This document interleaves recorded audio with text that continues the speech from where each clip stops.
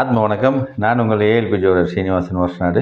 அச்சய லக்னம் பற்றி ஜோட முறையில் ஒரு ஜாதக ஆய்வு. இந்த வாய்ப்பளித்த எனது குருநாதர் திரு பொதுவுடைமுத்தி ஐயா அவர்களுக்கும் அனைத்து ஆசிரியர்களுக்கும் கொடான கொடி நன்றிகள் கூறி இந்த ஜாதக ஆய்வை பார்ப்போம். இந்த ஜாதகம் பார்த்திங்கன்னா என்னோட நண்பர் ஒருத்தவங்க ஒரு ஆய்வுக்காக கொடுத்த ஒரு ஜாதகம். இந்த ஜாதகத்தை கொடுத்துட்டு இந்த குழந்தைக்கு ஹெல்த்து என்ன பிரச்சனைன்னு சொல்லி பாருங்கள் அப்படின்னு சொல்லி கொடுத்தாங்க. சரி, நம்ம ஒரு ஆய்வுக்காக இதை எடுத்துக்கலாமே அப்படின்னு சொல்லி ஆய்வு பண்ணோம். இந்த ஜாதகர் பார்த்திங்கன்னா 7 வயது 2 மாதம் தான் ஆகுது. சிறுமி, ஒரு பெண் குழந்தை இது.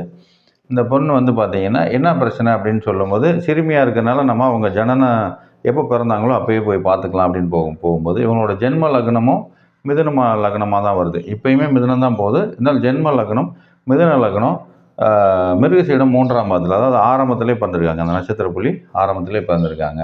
சரி, ஆய்வு பார்க்கலாம். இந்த லக்னாதிபதி யாருன்னு பார்த்தீங்கன்னா, மிதுனத்தோட லக்னாதிபதி யாருன்னா புதன் பகவான். அவங்க எங்கே இருக்காங்கன்னா ஏஎல்பிக்கு 11ஆம் இடத்துல. நல்லா இருக்காங்களா? நல்லா இருக்காங்க. நட்சத்திரம்னு பார்த்தீங்கன்னா மிருகசீடம் 3ஆம் பாதம். செவ்வாய் பகவான் ஏஎல்பிக்கு 12ல். சரிங்களா? சரி, இப்போ அவங்களே சொல்லிட்டாங்க ஹெல்த் இஷ்யூஸ் அப்படின்னு சொல்லிட்டாங்க. அது இல்லாமல் சின்ன குழந்தைக்கு உடல் ரீதியாக தான் பார்க்க வருவாங்க. சரிங்களா? சரி, இப்போ இந்த ஜாதகரோட 6ஆம் இடம் நோய் ஸ்தானம்னு பார்த்தீங்கன்னா 6ஆம் அதிபதி. 6ஆம் இடம், 6ஆம் இடத்தோட அதிபதி யாருன்னா செவ்வாய். அவங்க எங்கே இருக்காங்கன்னா ஏஎல்பிக்கு 12ஆம் இடத்துல. சரிங்களா? 12ஆம் இடத்துல அமர்ந்து 4ஆம் பார்வையாக எங்கே பார்க்குறாங்க? ஏஎல்பிக்கு 3ஆம் இடத்தை. 7ஆம் பார்வையாக அந்த நோய் ஸ்தானத்தையே பார்க்குறாங்க. சரிங்களா? 8ஆம் பார்வையாக எதையே பார்க்குறாங்கன்னா இந்த ஏஎல்பிக்கு 7ஆம் இடத்தை பார்க்குறாங்க. சரிங்களா?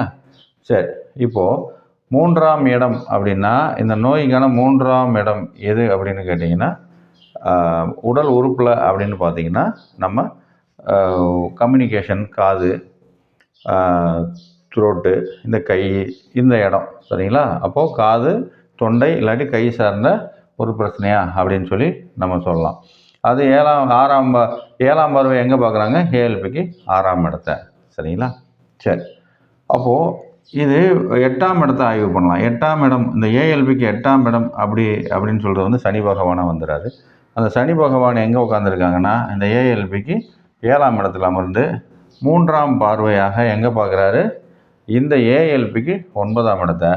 7ஆம் பார்வையாக அந்த ஏஎல்பி லக்னத்தையே பார்க்குறாங்க. 10ஆம் பார்வையாக இந்த ஏஎல்பிக்கு 4ஆம் இடத்தை இந்த சனி பகவான் பார்க்குறாங்க. சரி, இப்போ இந்த 8ஆம் அதிபதி இந்த 3ஆம் பார்வையாக ஏஎல்பிக்கு 9ஆம் இடத்தை பார்க்குறது பிரச்சனை இல்லை. ஆனால் அதுவே இந்த 2ஆம் இடத்திற்கும் இது 8ஆம் இடமாக தான் வந்துடும். 2ஆம் இடத்திற்கு 8ஆம் அதிபதியும் சனி பகவானாக தான் வந்துடுவார். அவர் இந்த 2ஆம் இடத்திற்கு 6ஆம் இடத்தில் அமர்ந்த 3ஆம் பார்வையாக இந்த 2ஆம் இடத்திற்கு 8ஆம் இடத்தை பார்க்குறது. அப்போது இந்த 2ஆம் இடத்தையும் வீக் ஆக்கிடுதான்னா, பிரச்சனை ஆக்கிடுதானா? ஆமாம். ஃபஸ்ட்டு 3ஆம் இடத்தை நம்ம இந்த ஏஎல்பிக்கு 6ஆம் இடத்துல 3ஆம் இடத்துக்கான கம்யூனிகேஷன், அது காது சார்ந்ததை சொல்லிட்டோம். இந்த 2ன்றது பேச்சு. சரிங்களா?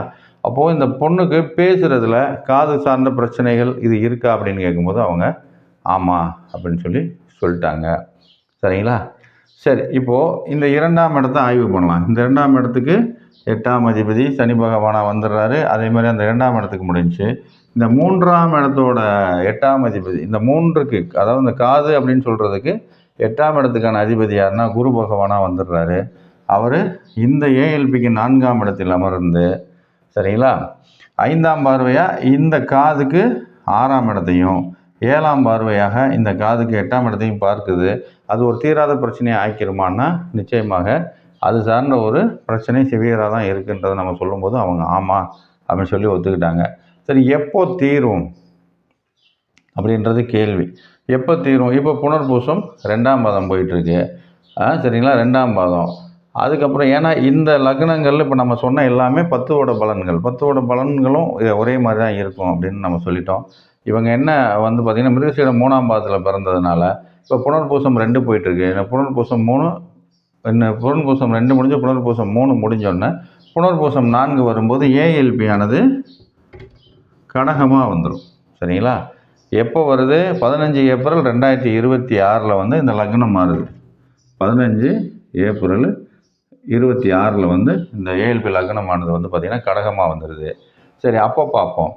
அப்போது ஏஎல்பிக்கு 6ஆம் இடம் எதுன்னு பார்த்தீங்கன்னா அதே குரு பகவானாக வந்துடுறாரு. அவர் வந்து எங்கே உட்காந்துருக்காரு, ஏஎல்பிக்கு அந்த 3ஆம் இடத்துல. அதாவது இப்போ இந்த ஏஎல்பியா கடகமாக வரும்போது கண்ணுன்றது வந்து எங்கே வந்துடுது, 2ஆம் இடமா வந்துடுது. காதுன்றது 3ஆம் இடமா வந்துடுது.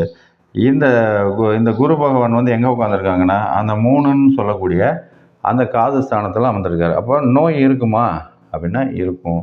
8ஆம் அதிபதி யாருன்னா சனி பகவானை வந்துடுறாரு. அவரும் 10ஆம் பார்வையை எங்கே பார்க்குறாரு, அதே 3ஆம் இடத்தை. அப்போ காது சார்ந்த பிரச்சனை தொடர்ந்து இருந்துக்கிட்டே இருக்குமானா நிச்சயமாக இருக்கும்.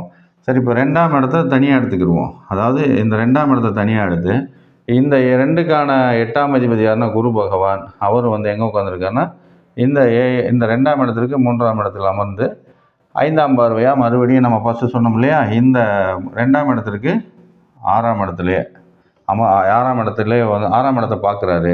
7ஆம் பார்வையாக இந்த 2ஆம் இடத்திற்கு 8ஆம் இடத்தையே பார்க்குறாரு. யார், இந்த 2ஆம் இடத்திற்கு 8ஆம் அதிபதி குரு பகவான் 7ஆம் பார்வையாக இந்த 2ஆம் இடத்திற்கு 8ஆம் இடத்தையும் 5ஆம் பார்வையாக இந்த 3ஆம் இடத்து இந்த 2ஆம் இடத்திற்கு 6ஆம் இடத்தையும் பார்ப்பது.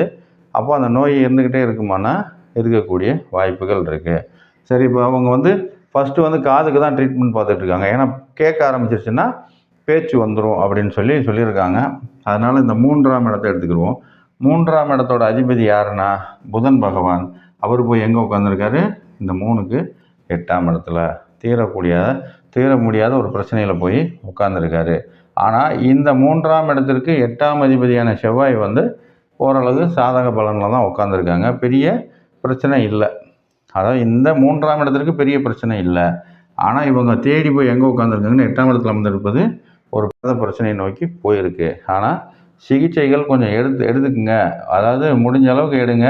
ஆனால் அந்த குறையானது வந்து இருந்துக்கிட்டே இருக்குமானா அடுத்த 10 வருட காலத்திற்கும் இருந்துக்கிட்டே தான் இருக்கும்.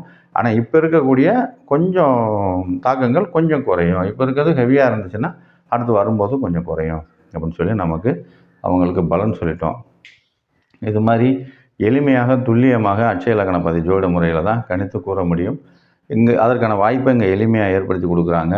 இதை நீங்களும் கற்றுக்கிட்டு ஜோதிடராகி பலன் சொல்ல முடியும். அதுக்கான வாய்ப்பை இங்கே வர 13ஆம் தேதி ஜூலை 13ஆம் தேதி ஏற்படுத்தி கொடுத்துருக்காங்க. இந்த வாய்ப்பு இருக்கிறவங்க நீங்களும் வந்து கற்றுக்கிட்டு எங்களை மாதிரி பலன் சொல்லலாம்.